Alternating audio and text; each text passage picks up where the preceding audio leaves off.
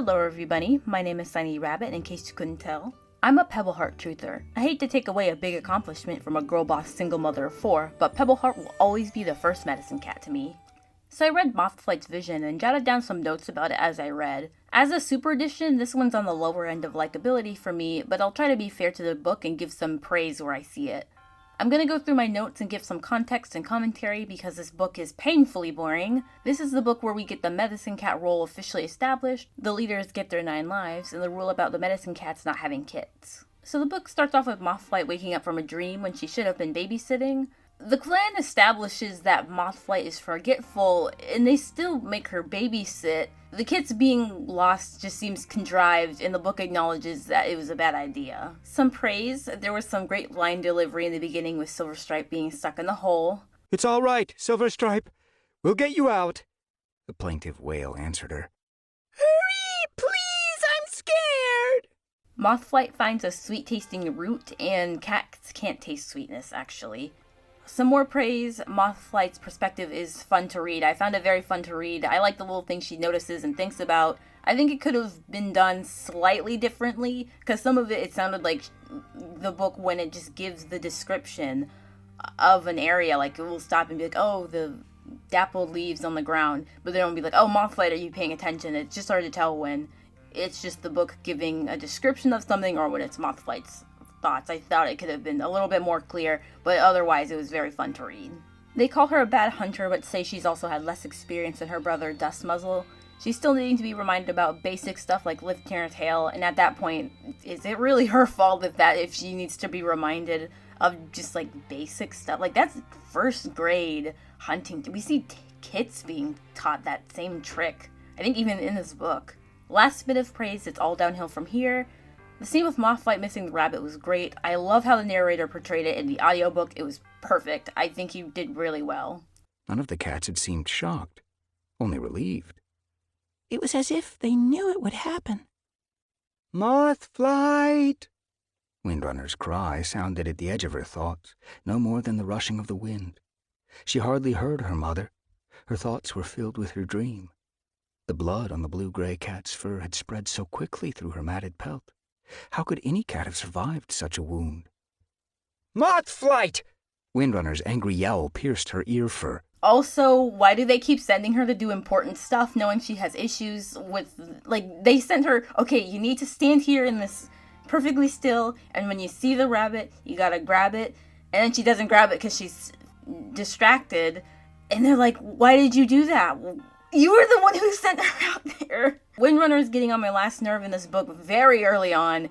She says that the clan would be better off without Mothflight and goes, come back, you can't just leave. What?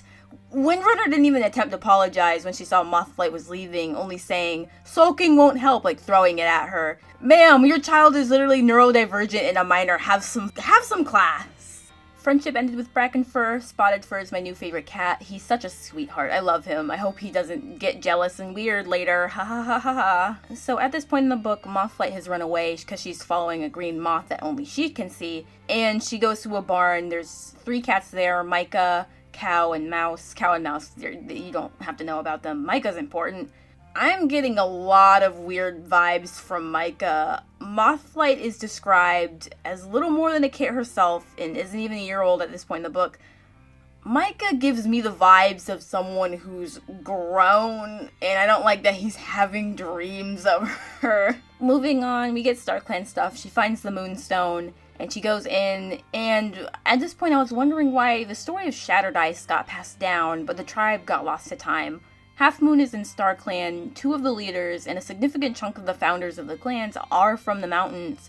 But only Shattered Ice's tale is carried on in WindClan despite him later becoming a RiverClan cat. We're still in STARCLAN, and they still have to call Emberkit. Like, they have had to commit to the bit now, is that they just have to keep calling him Emberkit, because they can't change it. Morning Whisker and Emberkit say to Mothflight that Windrunner is worried about you. And my first thought was, is that why she said you're a danger to the clan and that they would be better off without her? That's a little harsh for someone who's only stern because she cares. Okay. Micah says, I've dreamed about you since I was a kid, and like, how grown are you? Micah is just so much more confident in Mothflight. It seems like he has much more experience than she does. Trying not to attribute thinking that he's older to the voice the narrator gave him, but even in his personality, it makes me feel like he's a fully mature adult.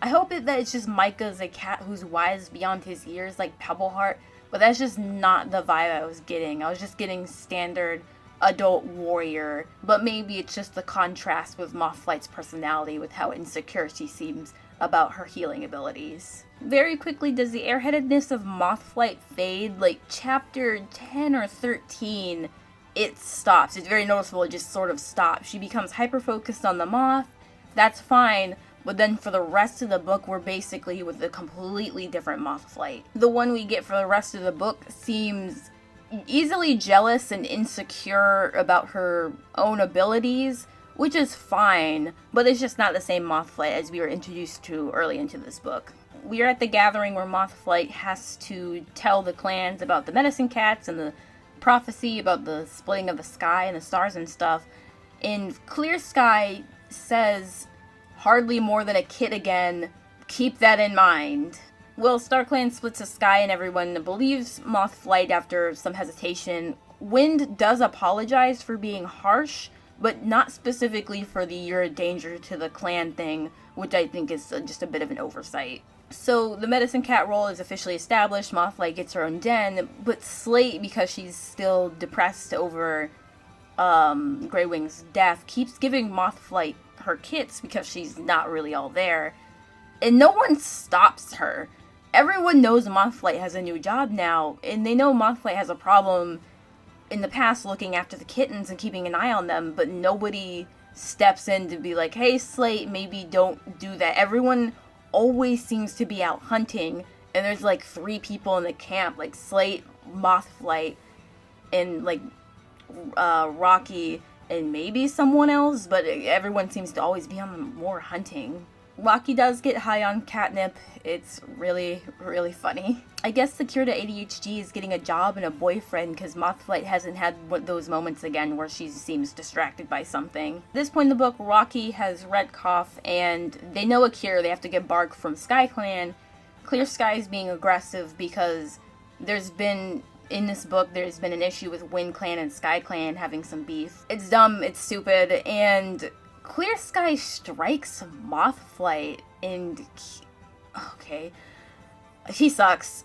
Micah dies at this point because Clear Sky was being dumb, and a dumb fight breaks out between 2 dumb cats, and Micah dies, and the fact that Clear Sky let his first and only medicine cat die after only having him for like a month is ridiculous. So the clans hold a funeral for Micah because he died, and there's this really weird scene with Clear Sky, who's clearly trying to absolve himself of some of the blame for what happened. He said that Micah died because he was brave, and then Mothflight's like, "Well, he died because you sent Red Claw after him," and Clear Sky's like, "He chose to climb back up the tree. He could have stayed on the ground."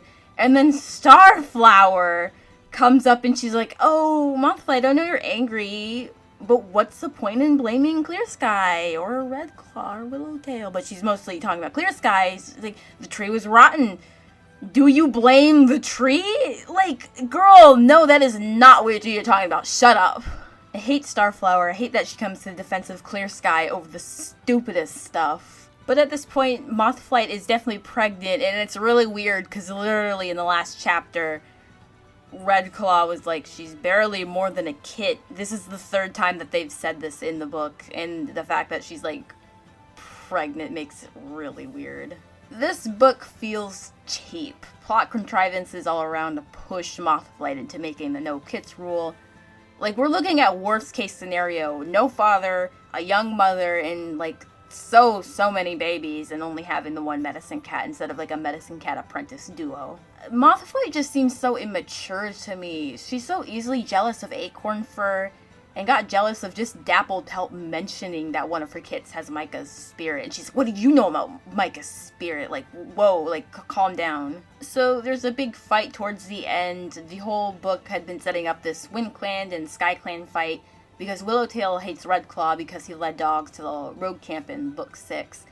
And Willowtail just set the whole thing up by lying and stealing prey. It doesn't matter. Nothing matters in this book. And all the injuries are piled up. Mothflight thinks about her kits and she gets really worried. And Pebbleheart sends her away and he's like, with your thoughts on your kits, you'll be useless here. And that's the dumbest thing I've ever heard. This is like the first time in like 20 chapters where her thoughts were on something else other than what's directly presented to us in the story. Even during the fight of WindClan and SkyClan, she's like, oh wow, I didn't even think about my babies then. Yeah, we're dealing with two different Mothlights. One that was like, had ADHD, and this one just kind of seems mean. Boring stuff. I skipped a big chunk of this book because it's just a nothing book. This book is so boring. You're not missing anything.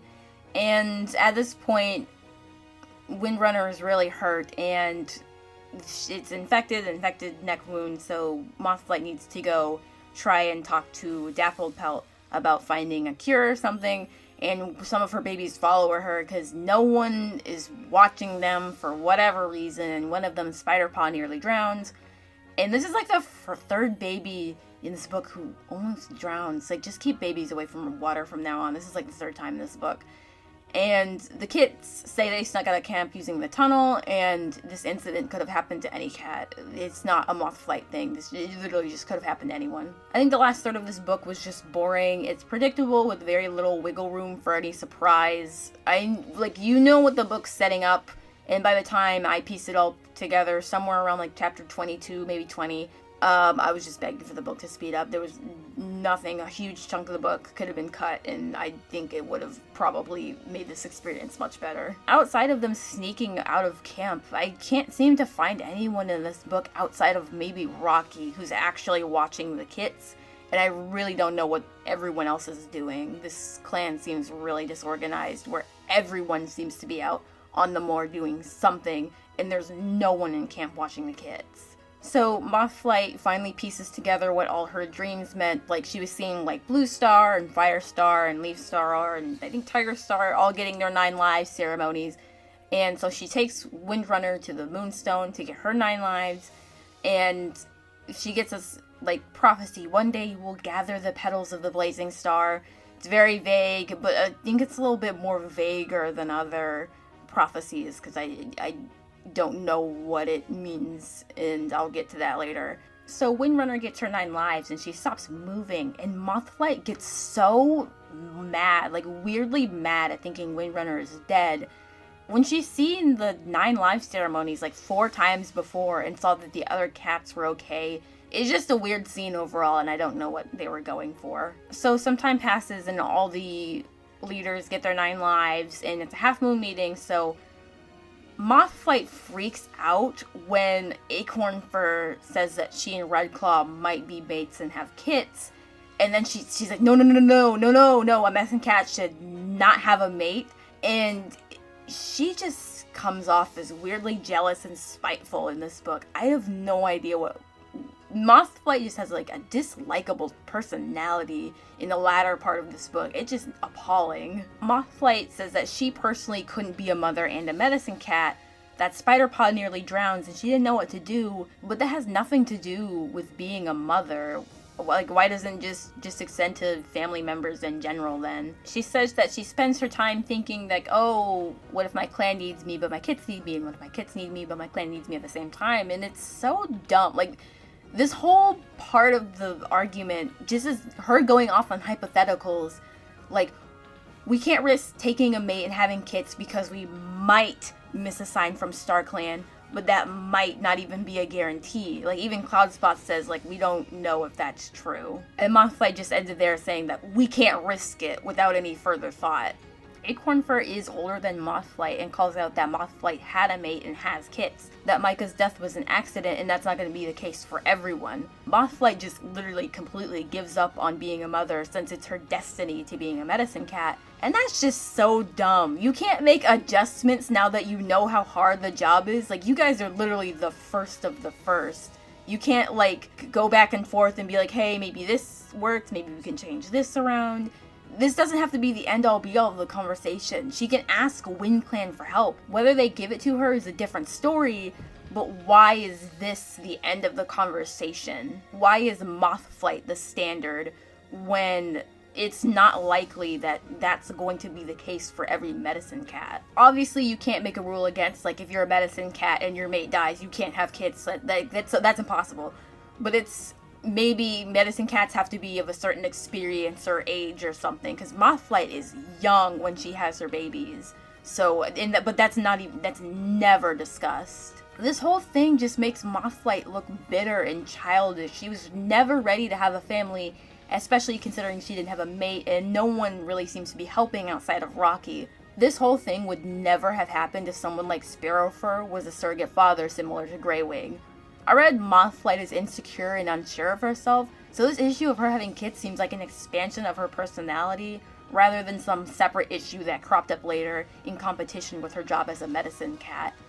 Like, why is she the standard without ever giving anyone else a chance maybe to get it right? Like, I genuinely could not imagine how angry Mothflight would be if Acornfur had a mate and kids and everything turned out okay. So later, she decides to separate her kits. It's very dumb. There's literally no reason to separate them other than that vague prophecy they got about the scattering the petals. Thunder, Jagged Peak, and Clear Sky are all related, and they live in different clans, and we see how that's going currently. Mothflight says her kits are special, but it's not explained what that means or how it affects anything. Apparently it's their destiny.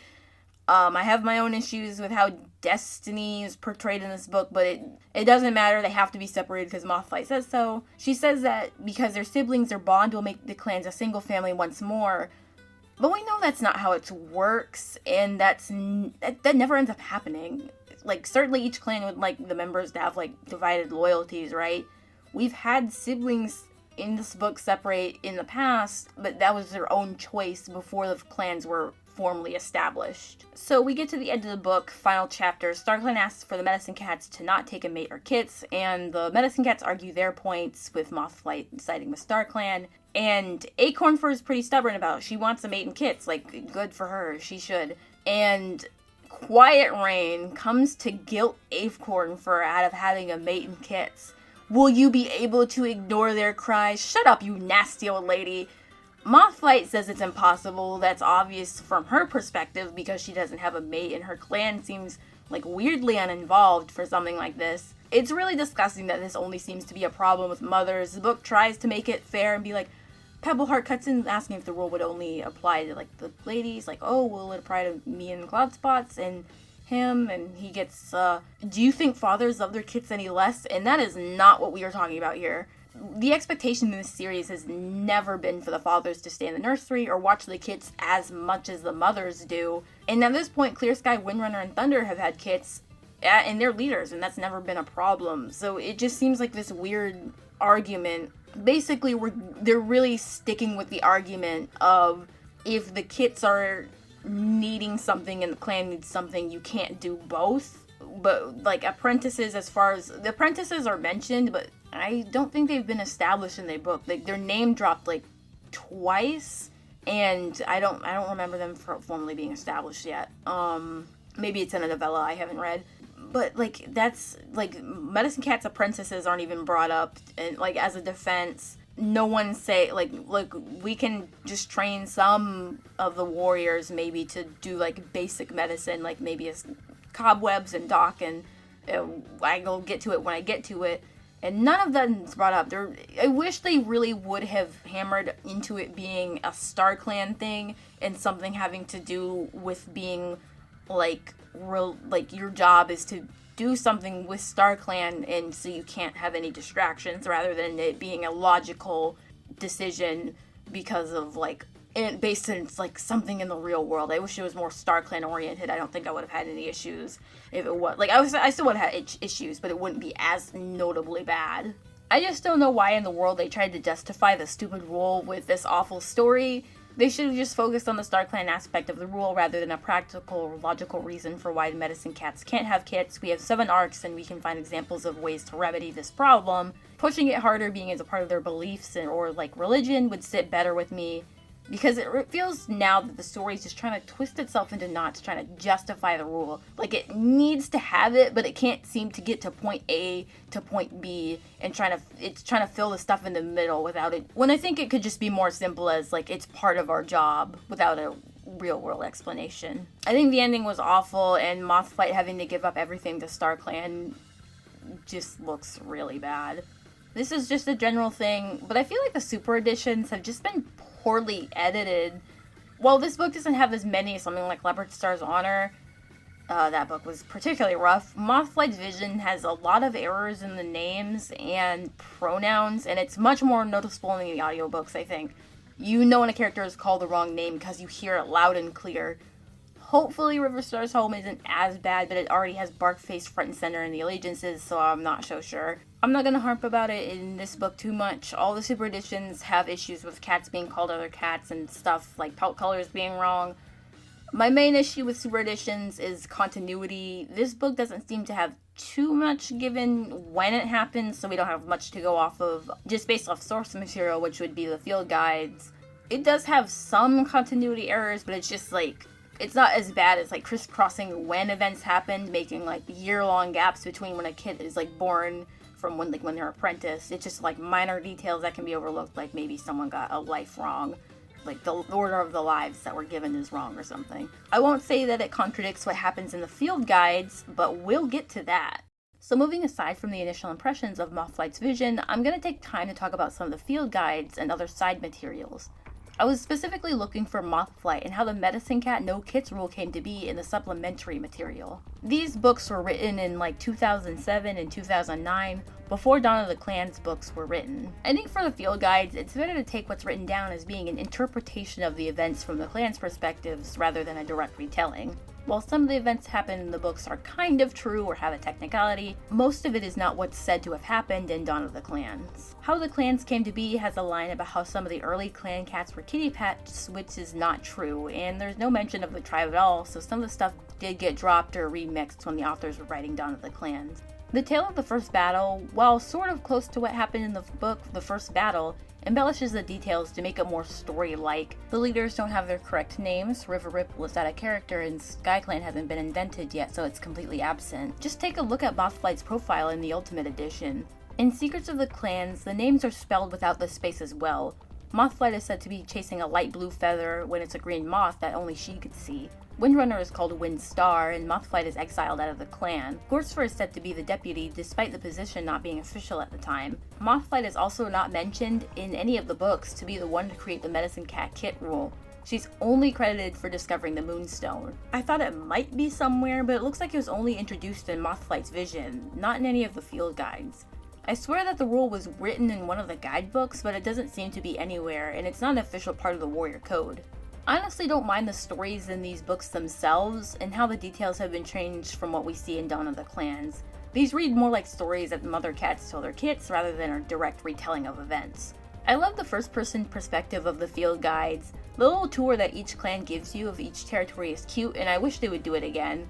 It's nice to see the clan cats being friendly and welcoming to us, the outsider, and telling stories about their clan. I wish they would do another field guide from this viewpoint. It'd be nice to see how the personalities of our more recent protagonists shine through. I just adore how Squirrelflight was so bubbly when showing us the ThunderClan Lake Camp. It was really sweet. So I kept reading until I stumbled upon reading about Shadowstar, and I found myself reading her novella. While not directly relevant to Mothflight's Vision, I felt like I should talk about this specific book because I hate StarClan. So the book starts off with, after a gathering, Shadowstar and Sunshadow are attacked by dogs. And Shadowstar loses a life and Sunshadow dies, and Shadowstar has her suspicion that she saw a cat with amber eyes looking at her and not helping. Shadowstar gets paranoid, and it turns out it was Quickwater from SkyClan who was trying to kill her. Just Quickwater gets exiled but then brought back, and it ends up being a battle. And Shadowstar loses her last life and dies. But that's not important right now. What is important is Quickwater. Shadowstar lost 2 lives and Sunshadow died, but Quickwater goes to StarClan, but Juniper Claw, who killed no cats and tried to atone for what he did, still ended up in the Dark Forest. Make it make sense. They pretty much did it for the exact same reasons too. Juniper Claw poisoned the prey to force SkyClan out of the lake territory. Quickwater led dogs and pushed Shadowstar in front of a monster to take over ShadowClan territory when SkyClan was being threatened by Two Legs. It's a great parallel with the ShadowClan and SkyClan and the aggressors being flipped and so on. But why does Quickwater get a pass when her actions were arguably worse considering she has 2 or technically 3 victims in her scheme, and she lied about it several times when asked? Juniper Claw admitted his actions and tried to atone for his crime, but that still wasn't enough. I guess it's the fact that Shadowstar personally forgave Quickwater, but why is that alone enough to wipe away a sentencing to the Dark Forest? I'm not sure Squirrelflight, Lionblaze, Jayfeather, and Hollyleaf forgave Ashfur before his death or whatever. The authors play it fast and loose with stuff like this. It's contradictory, especially when it's not even directly called out within the books. Quickwater should have been the first to advocate for Juniper Claw getting into STARCLAN, but was nowhere to be found. She got into STARCLAN after asking for forgiveness while she was literally dying, but Juniper Claw tried to atone before and after his death, and nothing could be done for whatever reason. Tolstoy's Life is a fine book on its own, but it's another addition to the STARCLAN having arbitrary rules for who is and isn't allowed into their hunting grounds. I'm STARCLAN's #1 hater at this point, so I'm calling it as I see it. That's all I have to say about these 2 specific books in preparation for Riverstar's Home. I'll probably get around to reading Thunderstar's Echo so I can finally finish the arc before the next Super Edition is out. Also, please leave suggestions for the next Super Edition I should read. I haven't read Crowfeather's Trial, One Star's Confession, and SkyClan's Destiny. Thank you, bye!